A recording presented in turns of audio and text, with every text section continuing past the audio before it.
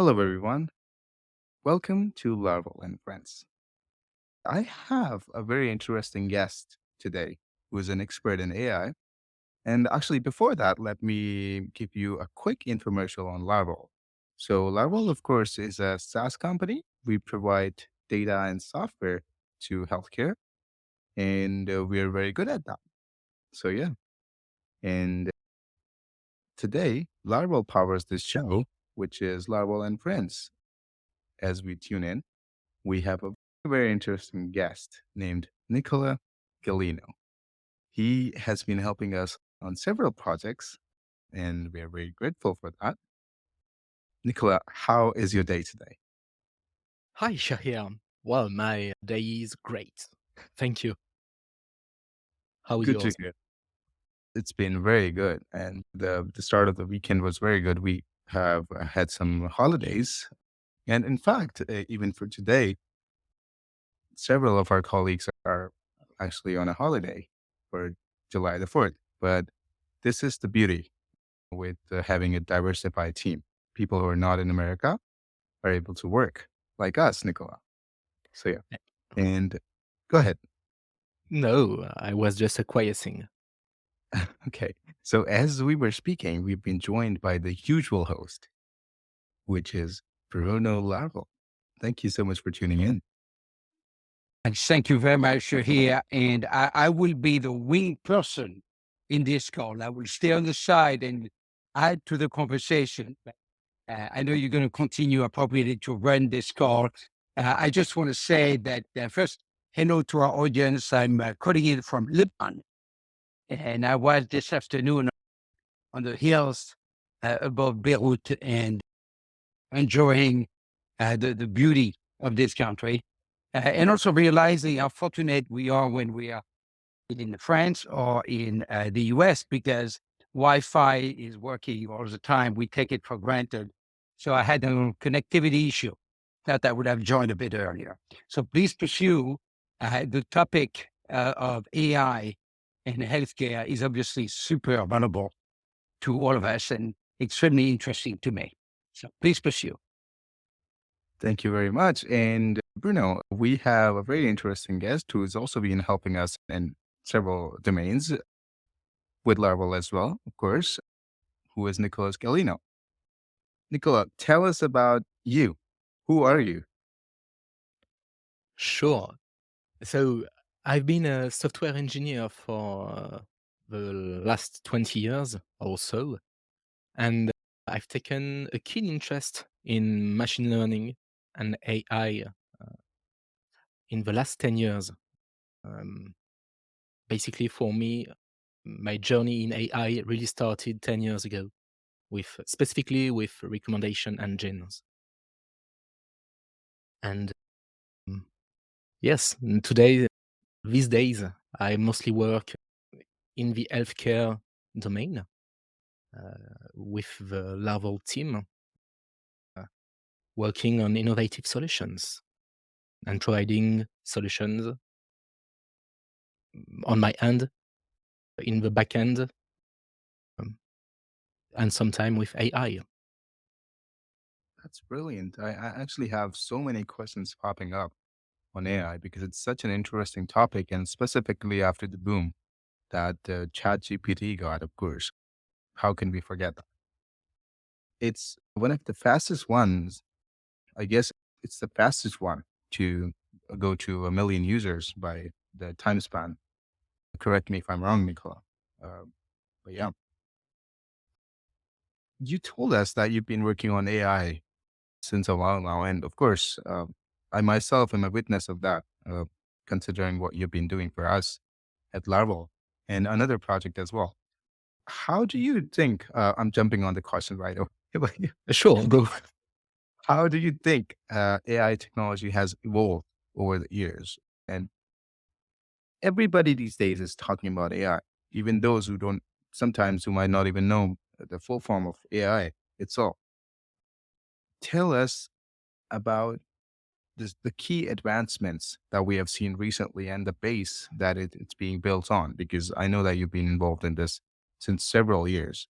And it's just recently that we've seen this boom. Yes, so it's been a long time coming, and things accelerated quickly in the last few years, and I think they will keep accelerating actually. GPT, all the GPT family is can be traced back to a research paper from 2017. So it's not really uh, the scientific basis for it traces back to 2017. Of course, the way it's been deployed and all the work that has been done around it is astounding.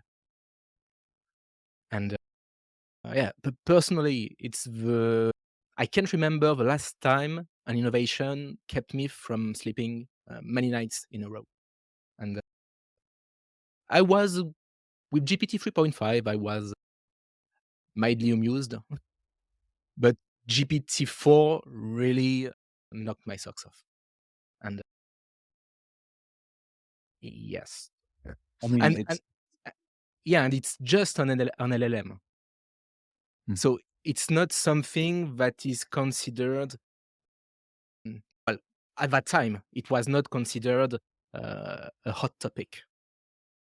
But what they managed to do with it is really astounding. yeah, every other person's talking about it, and every it's not just that they're talking about it; they're actually implementing it at a much faster pace than what it was in the past, right?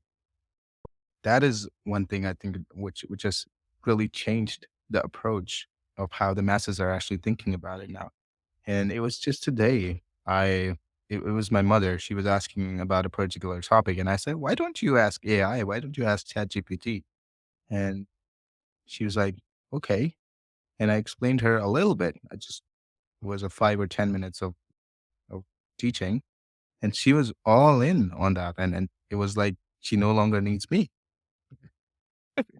I tried doing the same thing with my mother. Unfortunately, I didn't succeed yet. It is so brilliant. Even if you're speaking in other languages, it gives you the answers. And the things that my mother would ask me to do, I said, you can do exactly the same with this. And it's coming with better results than what I would have done for her, according to her, right? Yes, very possibly, and that's just the a basic usage of ChatGPT. It's Exactly. how, but it's how it was sold to the masses. But from a developer perspective, once you add orchestration code around GPT, it allows us to do groundbreaking stuff at a groundbreaking speed. W- Basically, GPT is an innovation in itself, but before we would have to be a team of 3 or 4 or 5 people working for 6 months on a specific topic project to output an MVP, a minimum viable product. And now I can do it by myself in a month or even faster if I want. Correctly said, Nicola. Correctly said. And specifically the fact that it's the UI. Speaking of the UI, ChatGPT has actually changed the way people used to think about AI. It was something that only people specific to AI would know how to do. You know what I'm saying? Now everybody is all of a sudden an AI expert. Now, of course, we might not be as good as Nicolas Galineau, but it has made masses believe that it is something for them as well, right? It is something that can actually play a role in their own lives. So Oh, that's actually one definitely. of the big things. I actually have another question popping up with that. Of course, with all the benefits that we've just discussed, what would you think, Nicola, are the main benefits of AI in industries? And how has it really transformed the way that businesses operate, if it has done? I know there's a huge gap even right now. People are not using it as much as they should because they might not be realizing the actual potential. but how do you think it has transformed the way businesses operate so far? I think it has improved productivity of many white collar jobs by a factor of I couldn't I couldn't imagine. Really, it was the missing link, but it might also be the downfall of many white collar job because ultimately the human components, well, we will be able to replicate it as well in a good enough way. In a good enough way, and for some tasks, we are already there, and that's what GPT-4 demonstrated brilliantly. And it's fascinating to see that it's very approachable by anyone. Um, most people have an opinion on GPT, about ChatGPT. So they say they are pro GPT or against GPT, or well, why not? But yeah, it's a tool that is there to stay and that will grow and be integrated in more and more of the tool we use every day, not just search engines. I can already see tools, GPT being implemented in tools that are used in video editing or audio editing. So Yeah, it goes very far. that is very true. And Bruno, if you'd like to jump in at any point and add your valuable comments to this one, specifically how AI so far has helped Larval, that would be very valuable for us and the audience, of course.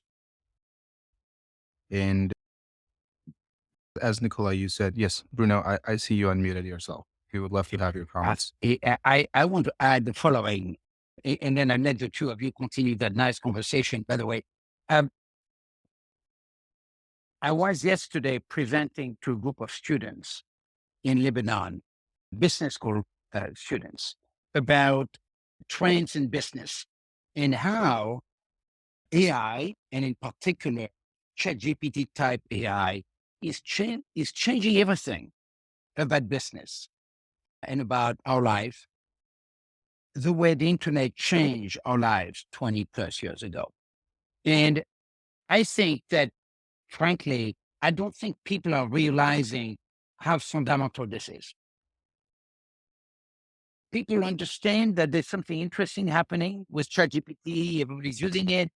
Some people think it's hype a little bit, or I think that the rest of our career, the rest of our lives is going to be defined by that dance that we humans and AI are going to play together.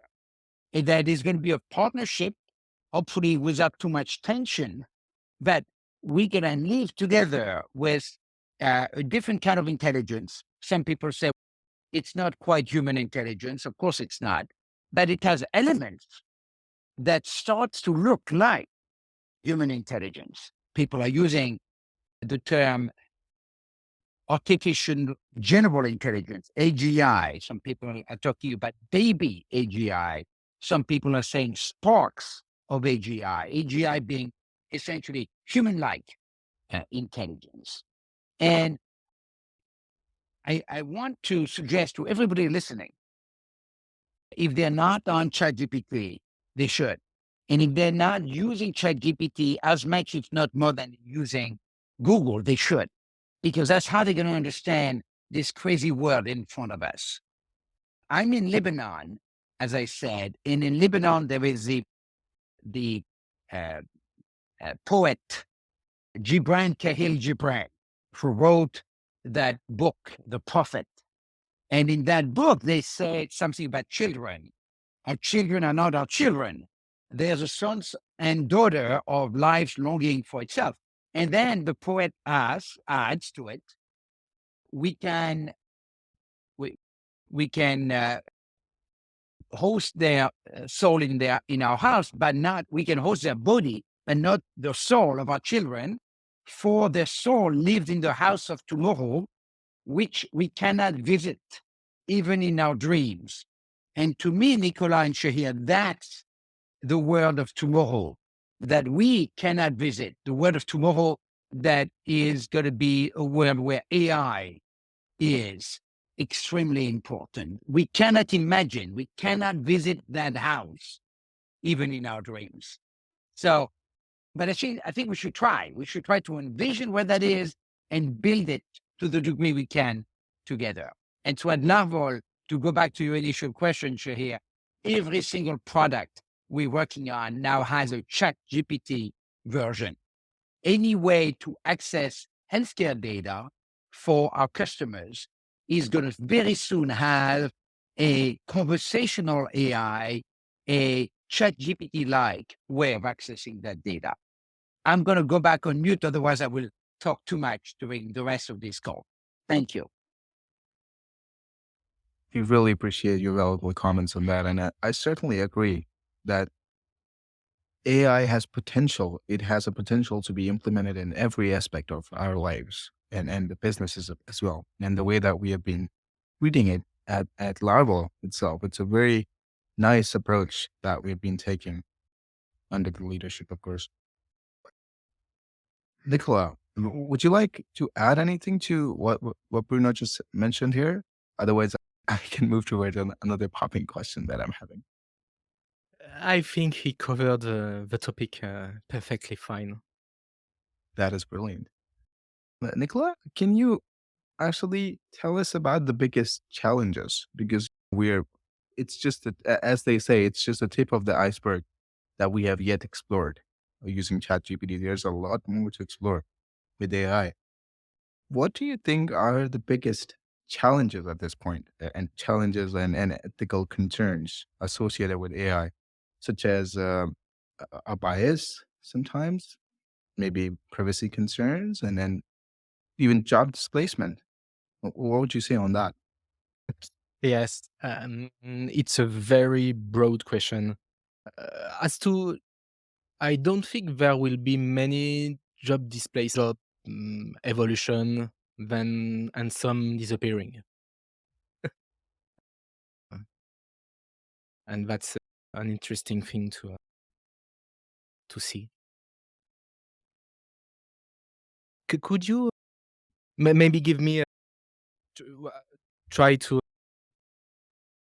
give me some specifics about to So, yes.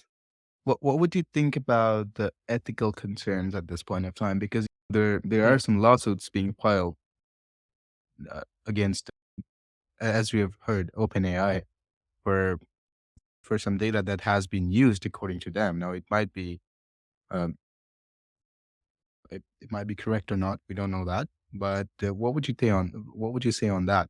The ethical concerns that we currently have, sometimes regarding privacy, sometimes something else.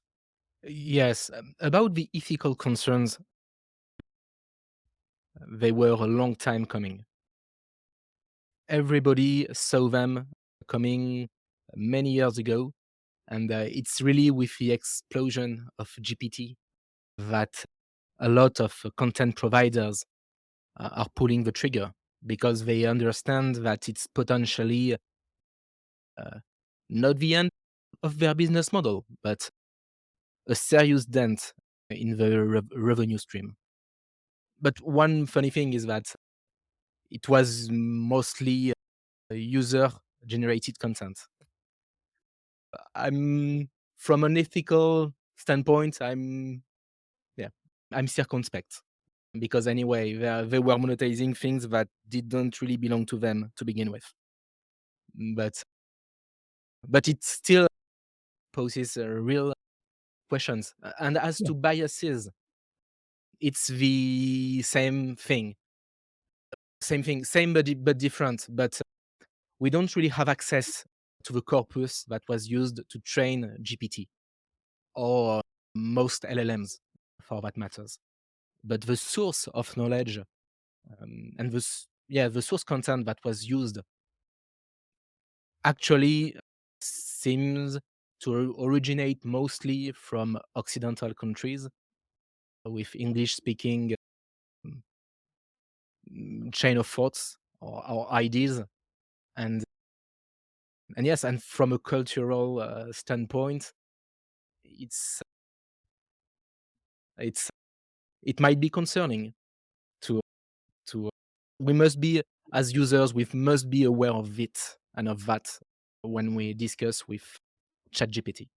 It Mhm. will, yeah, by default, if you don't explicitly ask for something that would originate from less represented countries, it will not take it into account and will go straight to English Yeah. English-based content. Yes. Okay. So to follow. Even if we discuss with it in the foreign language, Mm. and Mhm. that's a tricky thing. So to follow this question out with another one, I know that we don't have a lot of time. We probably have 3 minutes, and it's a very small time to cover this. But how does, if you could maybe precisely explain us, how does really AI learn and improve its performance? Can you shed some light on the concept of machine learning and deep learning? I know that even a whole day could be very less, but yeah, if you could tell us a little bit about it. Mm, Sure. Currently, state of the art when it comes to AI builds mostly of the old way of doing things. That is, we have a huge amount of data that we feed to a model for a specific purpose, predicting the next word for GPT, generating images for Midjourney, things like that. Those algorithms and models have existed for many years, but now we are able to fine tune them in many ways, and sometimes with humans in the loop, mm, to explain, to show them what is desirable and what we want to avoid in what they generate. So it's a potential source of bias, but it's also how we inject some humanity and how we model the answers that are given by those tools. And that's the main innovation with the latest technology. I think we need to do more episodes to explain it in more Yeah. details because we're moving towards that. And Nicola, by the end, of course, as we're towards the end, there's usually a small takeaway. It could be a word or a sentence, whatever you feel is something that the audience would remember from this. So maybe you can come up with that uh, before we end the show. Really appreciate this episode, Nicola, and thank you so much for participating. Thank you, Bruno, for tuning in as well. And thank you very much to the audience for watching us today and listening to us. So, Nicola, over to you for the takeaway, and then we can end it. Sure. First, you try to see what GPT can do, and you try to integrate it into your workflow. But then you start modifying your workflow for it to suit GPT better, so GPT can serve you better. And that's really what I've seen all around me about people using GPT. And that would be my main takeaway Thank you about very much. AI. Yes, as a whole. Thank you. So, yeah, you use more of AI. That's the takeaway from Nicola today. Thank you very much, guys, for tuning in. See you all next week, same time. Thank you.